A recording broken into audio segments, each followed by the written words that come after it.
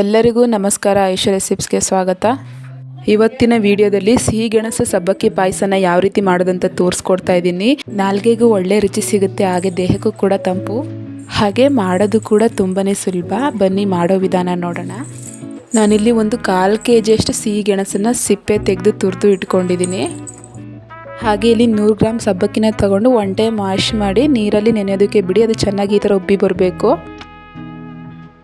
ನಾನು ಈ ಕಡೆ ಸ್ಟವ್ ಮೇಲೆ ಒಂದು ಬಾಣಲೆನ ಇಟ್ಟು ನಾನು 1 ಲೀಟರ್ನಷ್ಟು ನೀರನ್ನ ಸೇರಿಸ್ಕೊತಾ ಇದ್ದೀನಿ. ನೀವು ಜಾಸ್ತಿ ಕ್ವಾಂಟಿಟಿಲಿ ಮಾಡೋದಾದರೆ ಜಾಸ್ತಿ ಸೇರಿಸ್ಕೊಳ್ಳಿ. ನಾನು ತಗೊಂಡಿರೋ ಕ್ವಾಂಟಿಟಿಗೆ ಎಷ್ಟು ನೀರು ಸಾಕಾಗುತ್ತೆ. ಅದಕ್ಕೆ ನಾನು ತುರಿದಿರೋ ಸಿಹಿ ಗೆಣಸನ್ನ ಸೇರಿಸಿ ಚೆನ್ನಾಗಿ ಮಿಕ್ಸ್ ಮಾಡ್ಕೊತಾ ಇದ್ದೀನಿ. ಮಿಕ್ಸ್ ಮಾಡ್ಕೊಳೋದು ಕುದಿ ಬರ್ತಿದೆ ಅನ್ನುವಾಗ ಒಂದು ಲಿಡ್ನ ಕ್ಲೋಸ್ ಮಾಡಿ 10 ರಿಂದ 15 ನಿಮಿಷ ಬೇಯೋದಕ್ಕೆ ಬಿಡಿ. ಮಧ್ಯ ನೋಡಿಕೊಂಡು ಸೌಟ್ ಆಡಿಸ್ತಾ ಇರಿ, ಇಲ್ಲಾಂದರೆ ತಳ ಹಿಡಿದ್ಬಿಡುತ್ತೆ. ಅದು ಬೇಯ್ತಾ ಇರಬೇಕಾದ್ರೆ ನಾವೀ ಕಡೆ ಒಂದು ಬಾಣಲೆಗೆ 200 ಗ್ರಾಮಷ್ಟು ಬೆಲ್ಲನ ಕುಟ್ಟಿ ಪುಡಿ ಮಾಡಿ ಹಾಕ್ಕೊಂಡಿದ್ದೀನಿ. ಬೆಲ್ಲ ಕರ್ಗೋದಕ್ಕೆ ಬೇಕಾದಷ್ಟು ನೀರನ್ನು ಸೇರಿಸಿ ಬೆಲ್ಲನ ಕರಗಿಸ್ಕೊಳ್ಳಿ. ಬೆಲ್ಲ ಕರಗಿದಾದ್ಮೇಲೆ ಅದನ್ನು ಸೋಸಿ ಇಟ್ಕೊಳ್ಳಿ. ಈ ಥರ ಬೆಲ್ಲ ಕರಗಿಸಿ ಸೋಸಿ ಇಟ್ಕೊಳ್ಳೋದ್ರಿಂದ ಬೆಲ್ಲದಲ್ಲಿ ಏನಾದರೂ ಧೂಳು ಇದ್ದರೆ ಕ್ಲೀನ್ ಆಗುತ್ತೆ ಅಂತ ಅಷ್ಟೇ. ನೋಡಿ, ಈ ಕಡೆ 15 ನಿಮಿಷ ಲೋ ಫ್ಲೇಮಲ್ಲಿ ಬೇಯೋದಕ್ಕೆ ಬಿಟ್ಟಿದ್ವಲ್ವ. ನಾವು ತುರಿದಿರೋ ಸಿಹಿ ಗೆಣಸು ಆಗಿರೋದ್ರಿಂದ ಇದು ಬೇಗನೆ ಬೆಂದ್ಕೊಡುತ್ತೆ. ನೋಡಿ, ಇವಾಗ 50% ಅಷ್ಟು ಬೆಂದಿದೆ. ನಾನು ಈಗ ಇದಕ್ಕೆ ನೆನೆಸಿಟ್ಟಿರೋ ಅಂಥ ಸಬ್ಬಕ್ಕಿನ ಸೇರಿಸ್ತಾ ಇದ್ದೀನಿ. ಸಬ್ಬಕ್ಕಿ ನೆನೆಸಿಟ್ಟಿರೋದ್ರಿಂದ ಬೇಗ ಬೇಯುತ್ತೆ. ಹಾಗಾಗಿ ನಾವು ಸಿಹಿ ಗೆಣಸು 50% ಬೆಂದಿದ್ದಾದ್ಮೇಲೆ ಸಬ್ಬಕ್ಕಿನ ಸೇರಿಸ್ಕೋಬೇಕು. ಆವಾಗ ಸಬ್ಬಕ್ಕಿ ಕರೆಕ್ಟಾಗಿ ಬೇಯುತ್ತೆ. ಈಗ ಸಬ್ಬಕ್ಕಿನ ಚೆನ್ನಾಗಿ ಮಿಕ್ಸ್ ಮಾಡ್ಕೊಳ್ಳಿ. ಮಿಕ್ಸ್ ಮಾಡ್ಕೊಳ್ಳೋದು ಕುದಿ ಬರ್ತಿದೆ ಅನ್ನುವಾಗ ಲೋ ಫ್ಲೇಮಲ್ಲಿ ಲಿಡ್ ಕ್ಲೋಸ್ ಮಾಡಿ 10 ನಿಮಿಷ ಬೇಯಿಸ್ಕೊಳ್ಳಿ. ನೋಡಿ, ಇಲ್ಲಿ 15 ನಿಮಿಷ ಆದಮೇಲೆ ನಾನು ಲಿಡ್ ಓಪನ್ ಮಾಡಿ ತೋರಿಸ್ತಾ ಇದ್ದೀನಿ.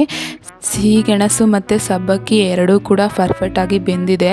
ಈಗ ಇಷ್ಟಾದರೆ ಸಾಕಾಗುತ್ತೆ. ನಾನು ಈಗ ಇದಕ್ಕೆ 1/4 ಲೀಟರ್ನಷ್ಟು ಹಾಲನ್ನ ಸೇರಿಸ್ತಾ ಇದ್ದೀನಿ. ನಾನು 1/4 kg ಸಿಹಿ ಗೆಣಸು ತಗೊಂಡಿರೋದ್ರಿಂದ 1/4 ಲೀಟರ್ ಹಾಲು ಸಾಕಾಗುತ್ತೆ. ಅರ್ಧ kg 1 kg ಈ ಕ್ವಾಂಟಿಟಿಯಲ್ಲಿ ಮಾಡ್ತಾ ಇದ್ದೀನಿ ಅಂದರೆ ಸ್ವಲ್ಪ ಜಾಸ್ತಿ ಕ್ವಾಂಟಿಟಿಯಲ್ಲಿ ಹಾಲನ್ನು ಸೇರಿಸ್ಕೋಬೇಕಾಗುತ್ತೆ. ಹಾಲನ್ನು ಸೇರಿಸಿದಾದ್ಮೇಲೆ ಸಬ್ಬಕ್ಕಿ ಮತ್ತು ಸಿಹಿ ಗೆಣಸು ಜೊತೆ ಹಾಲು ಚೆನ್ನಾಗಿ ಹೊಂದ್ಕೋಬೇಕು. ಅಲ್ಲಿವರೆಗೂ ಚೆನ್ನಾಗಿ ಮಿಕ್ಸ್ ಮಾಡಿಕೊಂಡು ಸೌಟ್ ಆಡಿಸ್ತಾನೆ 2 ರಿಂದ 3 ನಿಮಿಷ ಮೀಡಿಯಂ ಫ್ಲೇಮಲ್ಲಿ ಚೆನ್ನಾಗಿ ಕುದಿಸ್ಕೊಳ್ಳಿ. ಕುದಿಸ್ಕೊಂಡಾದ್ಮೇಲೆ ಸ್ಟವ್ ಆಫ್ ಮಾಡಿಬಿಟ್ಟು ಬೆಲ್ಲದ ನೀರನ್ನ ಸೇರಿಸ್ಕೊಳ್ಳಿ. ಇಲ್ಲ ಡೈರೆಕ್ಟಾಗಿ ನಾವು ಹಾಕಿದ್ರೆ ಕೆಲವೊಂದು ಟೈಮ್ ಹಾಲು ಒಡೆಯೋ ಚಾನ್ಸಸ್ ಇರುತ್ತೆ. ಅದಕ್ಕೋಸ್ಕರ ಸ್ಟವ್ ಆಫ್ ಮಾಡ್ಕೊಂಡಾದ್ಮೇಲೆ ಬೆಲ್ಲದ ನೀರನ್ನ ಸೇರಿಸಿ ಹಾಲಿನ ಜೊತೆ ಬೆಲ್ಲದ ನೀರು ಚೆನ್ನಾಗಿ ಹೊಂದ್ಕೋಬೇಕು. ಅದಕ್ಕೋಸ್ಕರ 2 ರಿಂದ 3 ನಿಮಿಷ ಸೌಟ್ನ ಆಡಿಸ್ತಾ ಚೆನ್ನಾಗಿ ಮಿಕ್ಸ್ ಮಾಡ್ಕೊಳ್ಳಿ.